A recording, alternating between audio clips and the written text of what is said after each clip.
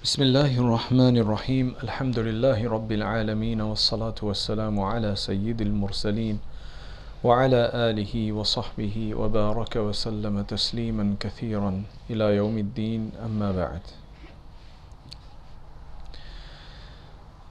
This is to continue with the advices of Imam Harith al-Muhasibi.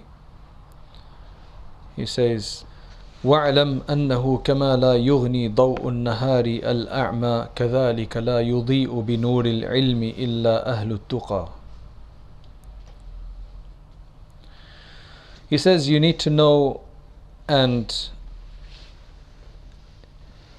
understand that just as the brightness of the day does not enrich the blind person, the blind person, generally speaking, does not become any more enriched during the day than at night time.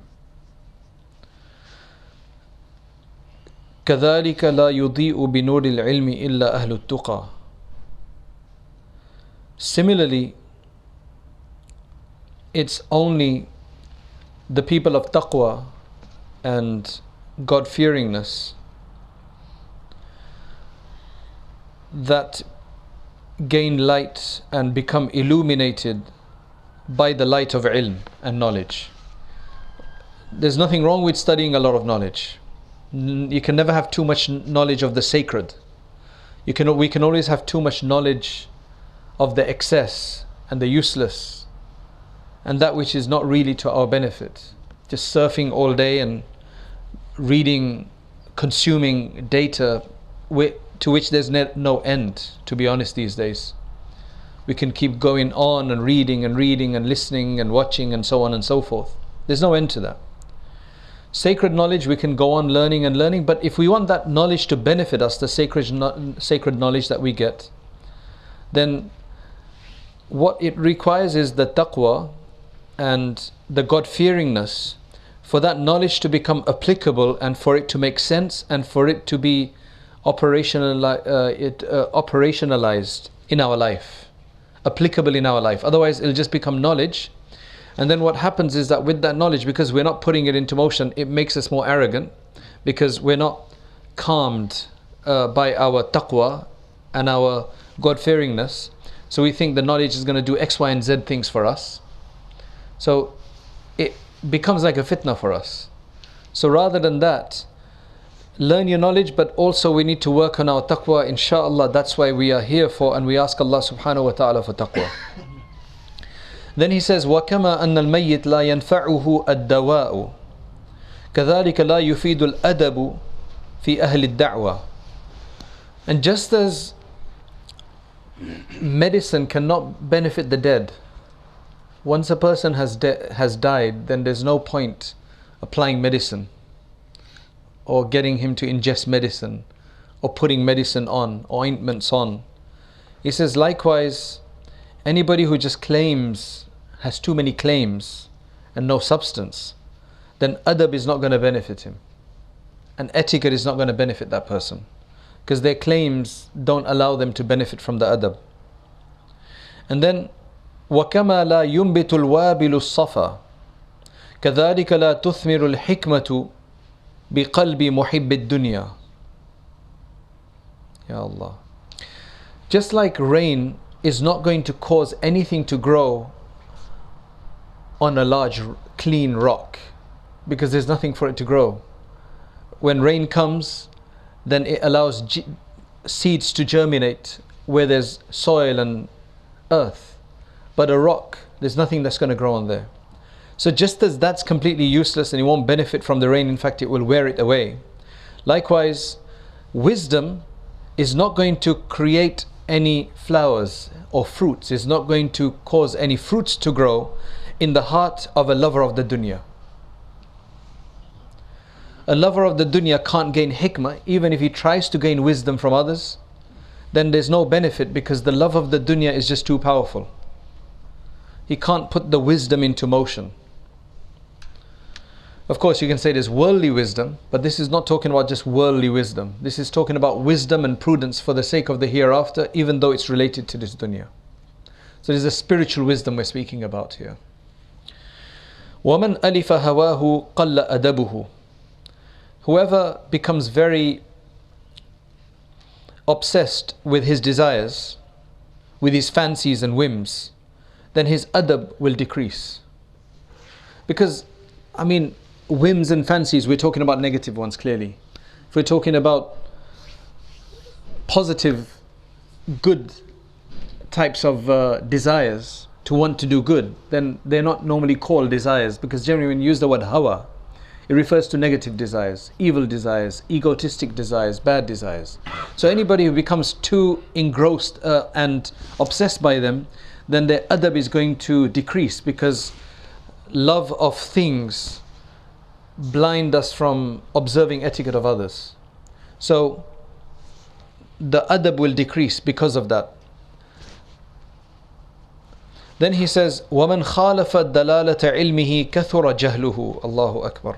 Whoever opposes the indication of his knowledge, meaning whatever knowledge we have and it tells us to do one thing and not the other, and we go against that, then that's going to increase their ignorance. That's going to increase their ignorance. That's why, a few points. Malik ibn Dinar once said to Hassan al-Basri, what is the punishment of the alim, the knower? Now when we say alim, it doesn't have to mean somebody who's formally completed a course. That's where our mind generally goes, right? He's a scholar. Of course they have a bigger responsibility, but here an alim would refer to anybody with any amount of knowledge. Everybody is an alim according to their level of knowledge, right? Everybody is a knower according to their level of what they know. So everybody's an alim of one sort, right? Of course, the more you have, the bigger the responsibility. So Malik ibn Dinar said to Hassan al-Basri radiyallahu an, that what is the punishment of an alim if he loves the dunya, if he loves it too much? قال موت القلب. He says the death of the heart. It's as simple as that.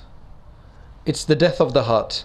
فَإِذَا أَحَبَّ الدُّنْيَا طَلَبَهَا بِعَمَلِ الْآخِرَةِ. Because when a person begins to love the dunya, then eventually he's going to start seeking it more, because you want to seek more of it. The dunya will never satisfy you. You will never get satisfied with the dunya. So you'll want to try new and new and new, looking for better pastures. So because of that, they may also end up trying to attain it with those things that should have been reserved for the akhirah, purely for the akhirah.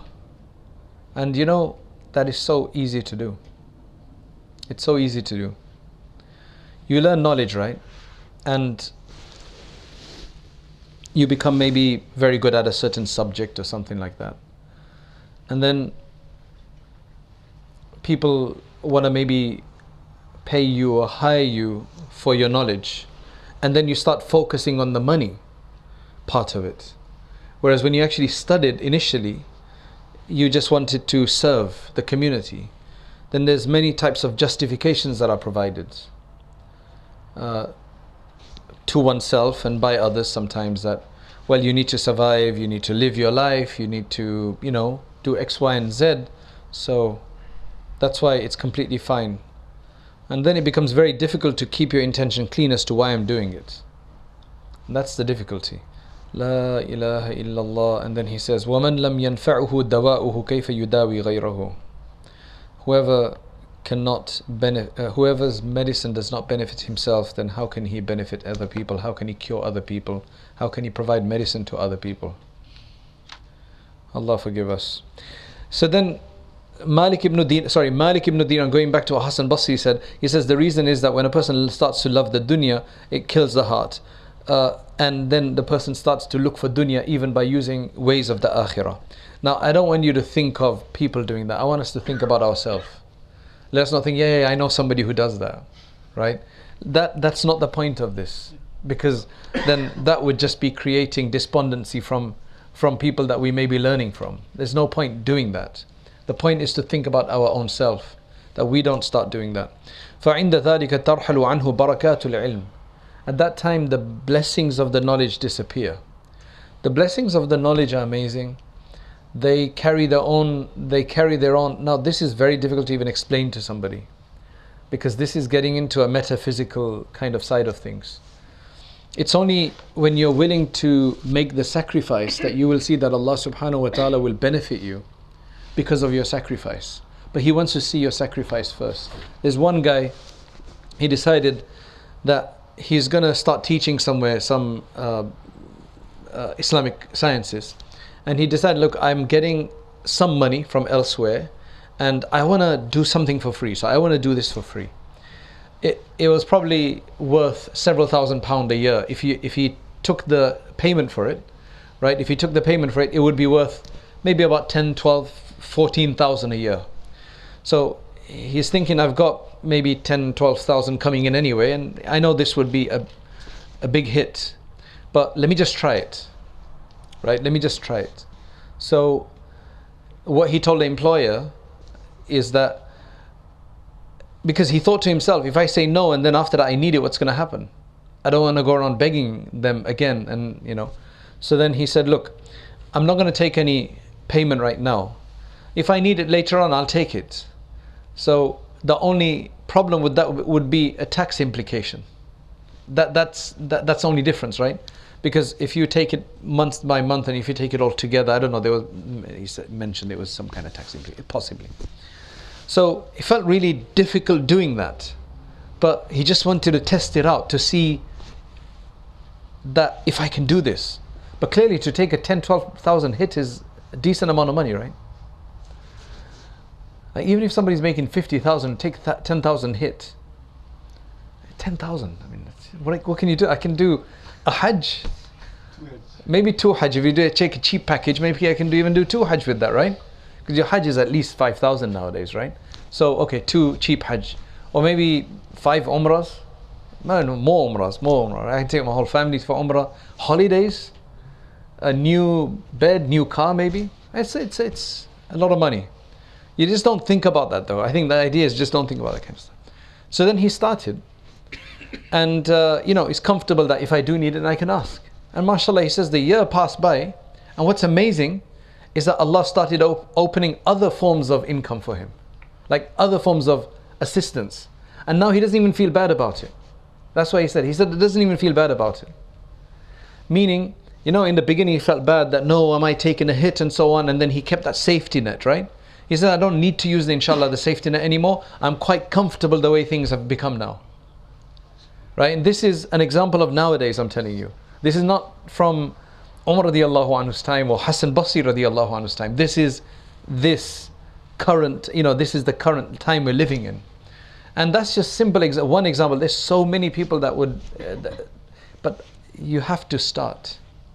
There's another person, he left something to do something else. Again, it's Islamically related. And as soon as he did that, again, that was the other one, he didn't know how much he was going to make there, but it was more important, an Islamic endeavor that was more important. This was a guaranteed salary of, a full salary. So he left that job, to be honest, he left that job. I think he had an imamate job somewhere. So he left that imamate job to start something else. But in there, the salary would be up and down. And subhanAllah, I think within a few weeks, he got an investment opportunity, right, with a very good return. That some money that he had saved up, he put in there. Ajib, it's amazing. For me, when I hear these stories, I was like, I wish I could do something like this, right? Because you are satisfied and you don't have to feel a burden on others. And mashallah, Allah subhanahu wa ta'ala blesses you with that. So these are examples I'm providing from nowadays. These are not previous examples, but they do need that initial sacrifice. And that initial sacrifice means that you're doing it because you believe Allah is going to look after you. I'm doing it for the right reason.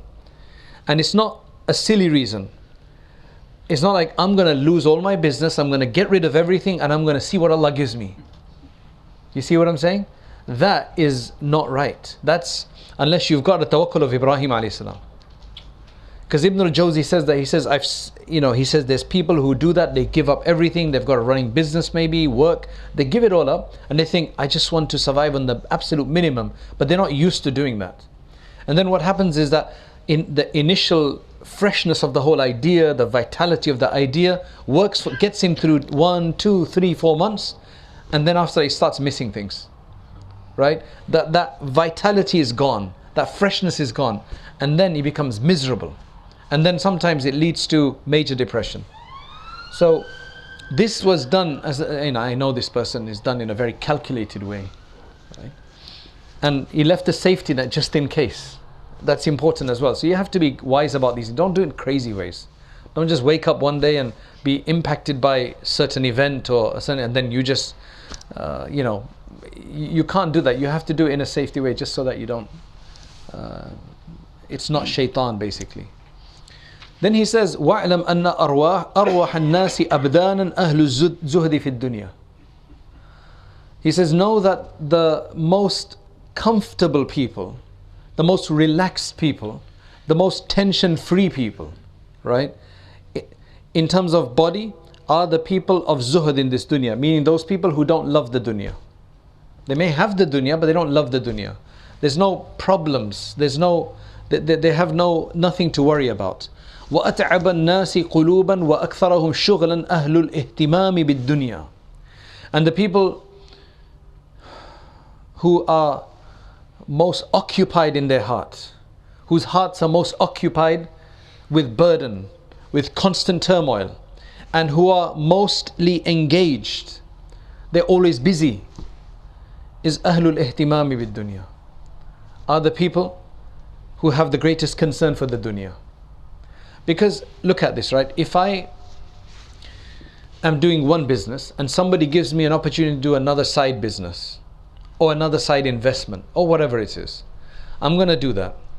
I have to watch out for it. I have to make sure I follow it up. Especially when you invest with others, generally they seem to disappear, right? Very few people give you reports, right? So you have to chase them up.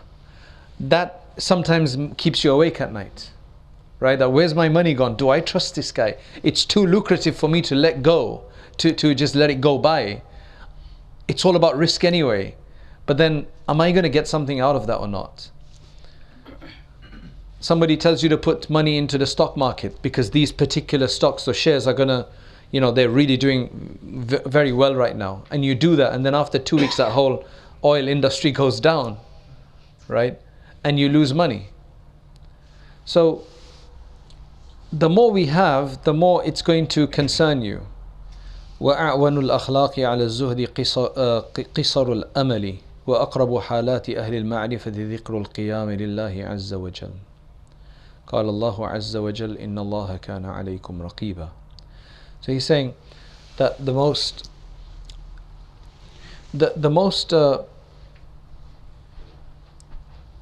assisting character, the most helpful characteristic to have, that would help a person from not loving the dunya too much, is qisarul amal, which means to shorten your hopes. You can have hopes, but just have shorter hopes. Not too many. You can even have a lot of hopes, but as long as they're for the right reason. So you can't have just too many dunyawi hopes. Just shorten them. You need some hope, but just shorten them. Make them manageable. Somebody said to Muhammad ibn Wasi', give me some advice. He said, أوصيك أن تكون ملكا في الدنيا والآخرة. قال كيف هذا؟ قال ازهد في الدنيا. He said, the advice I give you is that you should become a king of this dunya and the akhirah. You should become an influential ruler of this world and the hereafter. Now that means I must work hard, right? But what he meant it is in the real sense. He said, how am I going to do that? He said, become abstinent of the world. Don't put your heart into the world and you'll be a king of the world, because a king, a leader is supposed to not need anything. He's supposed to be so enriched and independent that he doesn't need anything of anyone, because he's got everything. So if a person thinks that I've got my base, and we're not talking about having nothing in the house and threadbare carpets, right? That's not what we're talking about. We're talking about that we just are sufficed with what we have. So the next new car that goes past doesn't make a difference. I was in Knightsbridge. I had an invitation at somebody's place in Knightsbridge the other day. And all you're passing by is just these Bentleys and, you know, all the rest of it. It's like, okay, I know I can't deal with one of those in Hackney. It's going to get scratched anyway, so what's the point? Right? Seriously. Right? I went past these designer hotels and all sorts down there. That's what it is. A designer hotel. What's that? There's a designer company. It's got its own hotel. It's on Knightsbridge Avenue or whatever it's called, in front of the park. Alhamdulillah. Doesn't mean that doesn't mean we don't love the world, but it's just like Yusuf. Why should I want that? There was a really nice one. It had a Muslim. I'm not sure it was there. It was like a plate, one of those personalized plates as well. It was really nice, right? But I was looking for the guy's house, so I couldn't really pay too much attention. So yes, if you are abstinent in this world and in the hereafter, then inshallah you will become the king of this world and the hereafter. We ask Allah subhanahu wa ta'ala to suffice us with what He's given us, because I'm sure every one of us here has enjoys life to a certain degree. Mashallah, we have the clothing we want, right? Within a certain amount. I mean, we've got decent clothing, we've got decent food, we can eat out in decent places when we want to, when we need to. Of course, unless you want to do it every day or something like that, that could become a bit obsessive. There's always more to have, but if we're sufficed, if we're being sufficed and we have enough in the daytime, we have a security, we have enough food for our day, every day we have enough food. Alhamdulillah. What more do you want? Yes. Is it wrong to want more? It depends on how you want it. There's nothing wrong with wanting more, but it depends on what you have to do to want it, and how obsessed you're by it, and what sacrifices of the deen and spirituality and we have to make for it. So it's not as simply as saying don't want more, right? If you want more so that you can, for example, a person who's into a relief organization and he wants more because he can help more people, well, that's a good more that he wants, because he doesn't want it for himself. But then not to say that if you want more for myself, it depends on what's more now. How much is more? More is a very relative term. Using that as an example. Yeah, that's a really bad addiction, right? If you've got a mobile phone and it's working, and you don't need another one, then I would think that it would be a waste to upgrade just for the sake of upgrading, right? The problem is that they do start deteriorating after 2 years. I mean, the battery starts going, and then they don't let you change the battery because it's built in, so that gets complicated. So then you're forced to buy it. It's planned obsolescence anyway. Right. So that gets a bit complicated. So that justifies for you to buy it, or they justify it for you to buy it. I don't like changing phones because it's just too much hassle trying to take everything over to the next one, right? I personally just think that you should just go and buy the best thing out there so that it lasts for a very long time anyway, when you can.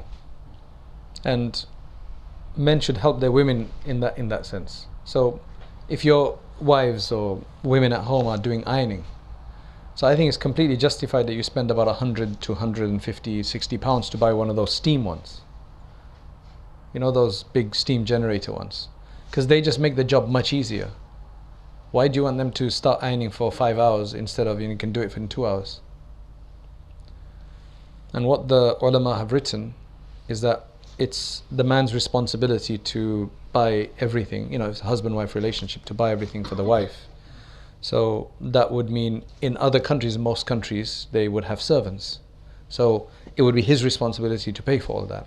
We don't have servants because it's too expensive for us, because you have to pay them the same amount you pay for yourself, right? So our servants are a washing machine. The other day I asked somebody, talking about dishwashers, what's a dishwasher? Right? What's a dishwasher? So it's like, you don't know what a dishwasher is? He says, no, nobody's got one. He says in his family there's nobody that has one. But it's a very convenient aspect. If you've got a big family, then dishwashers are very convenient. Why would you want the women washing the dishes for? Especially if they're busy doing other things. For men, they think that they're just going to get lazy if they keep... literally, this is what somebody came and told my wife, that she basically didn't want to go home early that day. Although she'd finished early, she didn't want to go home early because she said, if he sees me at home early, he's going to give me a whole list of things to do because he thinks you get lazy. She does a lot of work. I know that personally myself, right? She does a lot of work. But the husband just has this idea that she doesn't do enough work. With me, with my wife, I've told her, you buy your rotis. You don't have to make them because she teaches, right? She's teaching for the deen. She's got kids to look after. So you don't have to follow my example, right? And don't think I'm messing up your wives here, right? But I've just said, look, you don't have to make the roti, you go and buy them because now you have these supplies and they're not that expensive. So just buy the rotis, right? You want to get a good iron, go ahead and get a good iron, right? You want to get a good washing machine, go ahead and get one. Use the facility. Of course, then you'll say, but my wife likes to do this. She just watches TV all day or she's online all day. Well, that's a different issue then. Then I don't know what you can do. Then that's a different issue, right? But my wife doesn't do that. So I'm saying, okay, then you just, you know. Because even Hazrat Sheikh Zakaria rahmatullahi alayhi, in Ramadan especially, he said, why should we make the women cook so much? He said that we used to only tell them to cook one dish, like a curry, right? He says the samosa, whatever, we used to order from outside. The rotis, the naans, we used to order from outside. And he said, that's it. It was simple, right? So that kind of stuff, I don't think. If you need something, for example, I may have told you this before, but because I used, before I started teaching here, I used to do most of my day spent on the computer doing writing and so on. So your arm, you get the, what do you call that, the carpal tunnel syndrome, whatever it's called, right? So I spent over £200, it's worth, I got it cheaper, I got it for just about £100 on this special keyboard tray that you can basically, and the mouse that you can basically put in any position you want. Then my chair, right, my chair that I have at home is worth about £950, which is just a crazy amount, I know. I got it for 170, which is still expensive. But because you're sitting on there for so long, you don't want to start getting... You can literally, that chair is such that it's RH400. You can check it up online if you're interested. It was supposed to be better than the Herman Miller chairs, which are like the standard, right? Basically what these are is that you can literally adjust every part of the chair, right? The armrest, put them back, forward, out, in... The back, there's a lumbar support, everything. So I got it, mashallah, online somewhere for very cheap, for £170, which is a very good price. So you can understand that if you need something for utility, it's fine. But if somebody looks at the chair, they're not going to believe it's worth that much. It's not a flashy chair. See what I'm saying? So I believe if you're going to get something for utility, like there's a jacket that's there's a certain, purpose of it, right? You can get that jacket as long as it's not just for showing off. So likewise, if you're going to get a phone for the utility of it, get it, but as long as it's not for showing off. Do things for yourself, don't do it for others, right? Do it for the health of yourself, for the benefit of yourself. Eat good food if you want. Like, go and spend in, go and shop in Ocado if you want, right? Or wherever it is that you shop. Buy expensive things, but just take it easy on them. So I think that's mainly what we need to be concerned about, inshallah. Exactly, wanting and needing something, because we live in a time of consumerism. It's a massive problem we have. Right now, it's a time of consumerism. And it's not going to last long, because they're already saying that when it comes to Christianity, this is Peter Hitchens, who's a Christian, brother of the atheist Christopher Hitchens. So his brother Peter is a Christian. So he's complaining, he's telling the Christians, he said, what we've done essentially in the West is that we've pulled out religion from everywhere. We've stripped religion away from public places, from schools, from workplaces, from even the media, for that matter, like the mainstream media. They only talk negatively and sensationally about religion. There's nothing positive, hardly anyway. So he says, right now everybody's in materialism, but people are becoming completely disenfranchised and they're getting tired of it. So now when they turn around to look for something, they're not going to find Christianity anymore. They're going to find Islam. He says because Muslims are the only ones that are disproportionately practicing, right? Among Muslims, if you look at faith, people with faith, Muslims are disproportionately practicing people, right? You have 10 people who are Christian, 10 people who are Muslim, 7 of the Muslims probably may be practicing, if not, or maybe 5. But in the Christians, how many are going to be practicing, right? So the other thing they've done is that in Christianity, even the Christianity that still exists, in order to increase numbers and attract people, they've started chipping away and diluting a lot of the, especially the difficult things, you know, the lenient fatwas as such, right? They've done that to Christianity already. And this is not just Peter Hitchens now, this is somebody else the other day said, that I heard them saying that. And what that's done is that that's had the adverse effect. That if it's just a feel-good factor, why do we need to come here? Because there's a lot of other better, easier, feel-good, more enjoyable, feel-good places. You can go to a club, you can go to a party, you can go read a book, you can just watch YouTube. There's so many feel-good factors. Why does a religion need to be a feel-good factor? So then Peter Hitchens, I think it's him who says about this, that in Islam, they still have those rigors and strictures, because that's what people are looking for. Not everybody, but the ones who are looking, they're looking for strictures. And if, he says, but then even in Muslims, they've got people who are trying to chip away, right?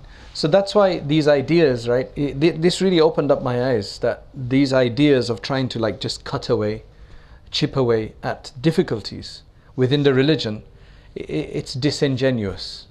It's going to have the adverse effect anyway, right? I think it's just the fact that there's a guilt that I can't practice, but I want to stay a Muslim. So let me just conform the religion to my idea. That's not always the reason. The other reason is that they think that these things people won't accept. So for Islam to have a better public face, let's get rid of this stuff. Oh, that's not really Muslim. That's not really Islam. That's the difficulty. So generally I'm telling them, look, you got to living in a free world. Go ahead and start a new religion. It's not a problem. You know, maybe go to Chelsea and do it there. You might even have a more faddish kind of idea. Start a religion in Chelsea, made in Chelsea kind of religion. Right? That's what I mean. Like if you're going to do that, that's fine. But leave this religion alone. If you can't practice it, it's fine. Right? Practice as much as you can.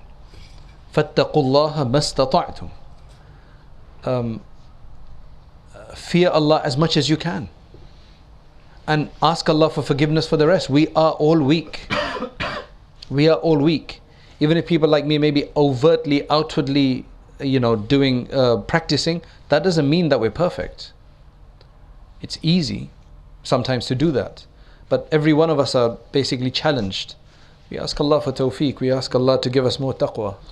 اللهم أنت السلام ومنك السلام تبارك يا ذا الجلال والإكرام اللهم يا حي يا قيوم برحمتك نستغيث اللهم يا حنان يا منان لا إله إلا أنت سبحانك إنا كنا من الظالمين اللهم صل وسلم على سيدنا محمد وعلى آل سيدنا محمد وبارك وسلم اللهم اغفر لنا وارحمنا وعافنا واهدنا وارزقنا اللهم اغفر لنا وارحمنا وعافنا واهدنا وارزقنا اللهم اغفر لأمة سيدنا محمد صلى الله عليه وسلم اللهم اغفر للمسلمين والمسلمات والمؤمنين والمؤمنات الأحياء منهم والأموات.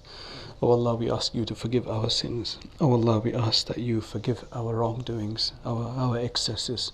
Oh Allah, our misunderstandings, our misrepresentations.